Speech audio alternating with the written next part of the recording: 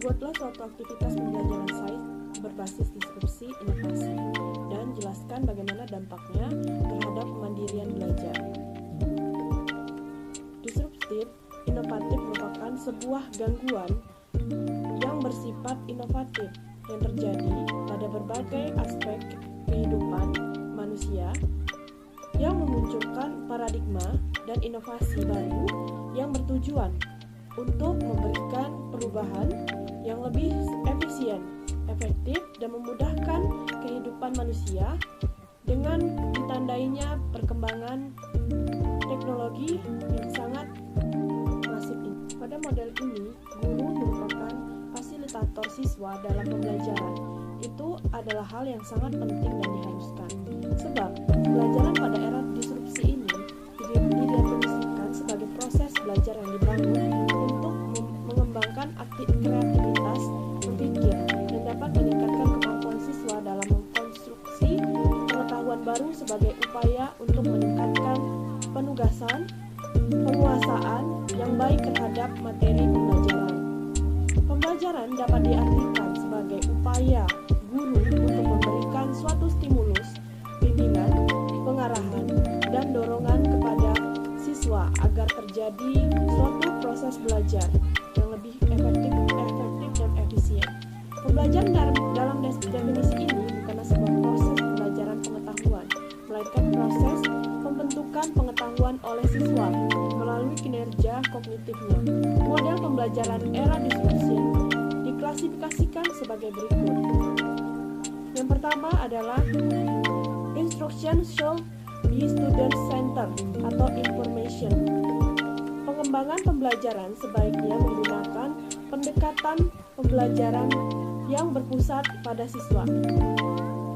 Siswa yang ditempatkan sebagai subjek pembelajaran yang secara aktif mengembangkan minat dan potensi yang dimilikinya. Siswa tidak dituntut untuk mendengarkan dan menghafal materi pelajaran yang diberikan oleh guru, tetapi berupaya mengkonstruksikan pengetahuan dan keterampilannya sesuai dengan kapasitas dan tingkat perkembangannya. Sambil diajak berkontribusi untuk memecahkan suatu masalah yang nyata terjadi di masyarakat. Yang kedua, learning should have context, not computation, di mana materi pelajaran perlu dikaitkan dengan kehidupan sehari-hari siswa. Guru mengembangkan metode pembelajaran yang memungkinkan siswa terhubung dengan dunia yang lebih nyata atau real world. Dengan pembelajaran era disrupsi diarahkan pada merumuskan masalah yang ada, bukan hanya menjawab masalah, tetapi guru juga membantu siswa agar dapat menemukan nilainya, makna, dan keyakinan atas apa yang sedang dipelajarinya, serta dapat mengaplikasikan dalam kehidupan sehari-hari. Di sini, guru juga melakukan penilaian kinerja siswa yang dikaitkan dengan dunia nyata. Yang ketiga, school should be integrated with society, not automasi. Dalam upaya mempersiapkan siswa menjadi warga negara yang bertanggung jawab, pembelajaran itu sebaiknya dapat memfasilitasi siswa untuk terlibat dalam lingkungannya, termasuk lingkungan sosialnya. Misalnya mengadakan suatu kegiatan pengabdian masyarakat, di mana siswa dapat belajar, mengambil peran, dan melakukan aktivitas tertentu dalam lingkungannya sosial dan dapat melakukan suatu pekerjaan spesialis, tidak lagi pekerjaan-pekerjaan rutin, melainkan pembelajaran diarahkan untuk melatih berpikir analitis atau pengambilan keputusan yang merupakan suatu berpikir mekanistis atau rutin. Yang keempat, education should be collaborative and communication. Di sini, siswa harus diajarkan untuk bisa berkolaborasi dengan orang lain. Dengan berkolaborasi dengan orang-orang yang berbeda, maka dengan latar belakang budaya dan nilai-nilai yang dianutnya, dalam menggali informasi dan membangun makna, siswa perlu didorong untuk bisa berkolaborasi dengan teman-teman di kelasnya. Dalam mengerjakan sesuatu, termasuk proyek, siswa juga harus diajarkan bagaimana menghargai kekuatan dan talenta setiap orang serta mengambil peran yang menyesuaikan diri secara tepat dengan mereka.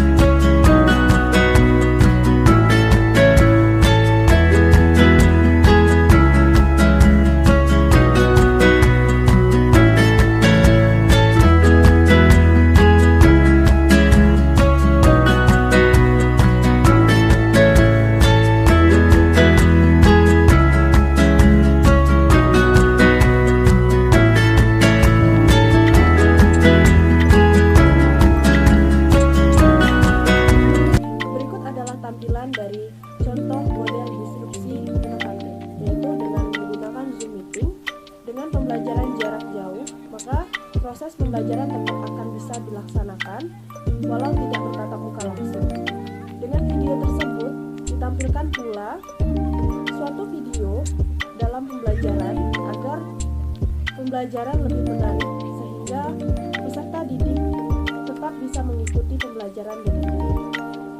Adapun dampak dari model disrupsi inovasi terhadap kemandirian belajar siswa, yakni siswa mampu lebih mandiri dengan memberikan beberapa permasalahan serta membentuk suatu kelompok agar siswa lebih mampu inovatif di dalam proses pembelajarannya, di mana dengan model ini akan meningkatkan pembelajaran yang lebih efektif dan lebih efisien dengan menambahkan media pembelajaran yang lebih menarik, maka akan terbentuk suatu kemandirian dari siswa tersebut.